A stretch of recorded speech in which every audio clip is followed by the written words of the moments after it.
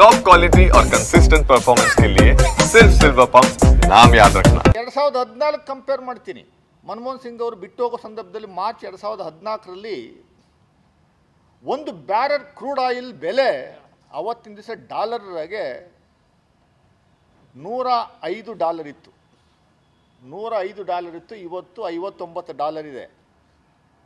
ಅವತ್ತಿನ ದಿವಸ $1 ಬೆಲೆ $63 ಇತ್ತು. ಅಂದರೆ ಒಂದು ಬ್ಯಾರಲ್ ಕ್ರೂಡ್ ಆಯಿಲ್ ಬೆಲೆ 6,659. 6,659. ಇವತ್ತು 5,119. ಅದಕ್ಕಿಂತ ಕಮ್ಮಿ. 6,659 ಇದ್ದಾಗಲೇ ನಮಗೆ ನಾವು ಪೆಟ್ರೋಲ್ನ ಸೇಲ್ ಮಾಡ್ತಾ ಇದ್ದಿದ್ದಂಥದ್ದು $71, ಡೀಸೆಲ್ನ ಸೇಲ್ ಮಾಡ್ತಾ ಇದ್ದು $55. ಪೆಟ್ರೋಲಿಂದ $15 ಲಾಭ ಬರ್ತಾಯಿತ್ತು, ಡೀಸೆಲಿಂದ $1.25 ಲಾಭ ಬರ್ತಾಯಿತ್ತು ಅಷ್ಟೇ. ಅವತ್ತಿನ ದಿವಸ ಗ್ಯಾಸಿನ ಬೆಲೆ $400 ಇತ್ತು. ಇವತ್ತು $950 ಆಗಿದೆ. 950ಕ್ಕೆ ಸೇಲ್ ಮಾಡ್ತಾವ್ರೆ.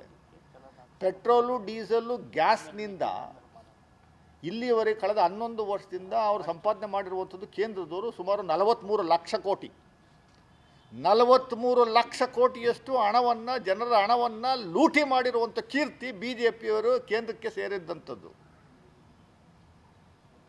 $2 ಕರ್ನಾಟಕ ರಾಜ್ಯ ಸರ್ಕಾರ ಪೆಟ್ರೋಲು ಡೀಸೆಲ್ನ ಜಾಸ್ತಿ ಮಾಡಿದ್ದಕ್ಕೆ ಜನಾಕ್ರೋಶ ಯಾತ್ರೆ ಹೊರಡ್ತಾವ್ರೆ. ಅವರು ಜನಾಕ್ರೋಶ ಯಾತ್ರೆ ಶುರು ಮಾಡಿದ ದಿವಸನೇ ಕೇಂದ್ರದಿಂದ $2 ಪೆಟ್ರೋಲ್ ಜಾಸ್ತಿ ಮಾಡಿದ್ರು, $2 ಡೀಸೆಲ್ ಜಾಸ್ತಿ ಮಾಡಿದ್ರು, $50 ಗ್ಯಾಸ್ ಜಾಸ್ತಿ ಮಾಡಿದ್ರು. ಅದನ್ನು ನಾವು BJPಯವರು ಯಾವ ರೀತಿ ಸಮರ್ಥಿಸ್ಕೊತಾವ್ರೆ ಅಂದರೆ ದೇಶದ ಅಭಿವೃದ್ಧಿಗೋಸ್ಕರ ಜಾಸ್ತಿ ಮಾಡಿದ್ದಂತೆ. ನಾವು ಮಾಡಿದ್ದು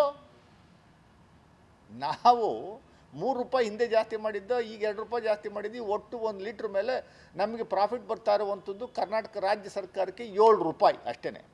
ಅವ್ರಿಗೆ ಎಷ್ಟು ಬರ್ತಾಯಿದೆ? $63 ತಗೋತಾ ಇದ್ದೀರ ನೀವು, ಲೂಟಿ ಹೊಡಿತಾ ಇದ್ದೀರಲ್ಲ. ಅದನ್ನು ಜನಗಳಿಗೆ ತಿಳಿಸುವಂಥ ಕೆಲಸವನ್ನು ಯಾಕೆ ಮಾಡ್ತಾ ಇಲ್ಲ? ಪಾಪ ಅವ್ರು ಯಾರೋ ಲಾರಿ ಅಸೋಸಿಯೇಷನ್ ಅಧ್ಯಕ್ಷರು ಷಣ್ಮುಖಪ್ಪ ಇಡೀ ಜಿಲ್ಲಾದ್ಯಂತ ಪಾಪ ಬಂದು ಭಾಷಣಗಳು ಮಾಡ್ತಾ ಇರುವಂಥದ್ದು ನಾನು ಕಂಡೆ. ಷಣ್ಮುಖಪ್ಪನವರೇ, ಇದ್ರ ಬಗ್ಗೆ ಯಾಕೆ ಮಾತಾಡ್ತಾ ಇಲ್ಲ? ಟೋಲ್ ಜಾಸ್ತಿ ಮಾಡಿದ್ರಲ್ಲ ಮೊನ್ನೆ ದಿವಸ, $150 ಇದ್ದಿದ್ದು $175 ಮಾಡಿದ್ರಲ್ಲ. $15, $20, $30 ಜಾಸ್ತಿ ಮಾಡಿದ್ರಲ್ಲ. ಇಲ್ಲಿಂದ ಬೆಂಗಳೂರಿಂದ, ಮೈಸೂರಿಂದ ಬೆಂಗಳೂರಿಗೆ ಹೋಗ್ಬೇಕಾದ್ರೆ $1,000 ಬೇಕು. ಹೋಗಿ ವಾಪಸ್ ಬರುವಂಥದ್ದಕ್ಕೆ ಬರೀ ಟೋಲ್ ಫೀಸೇನೆ.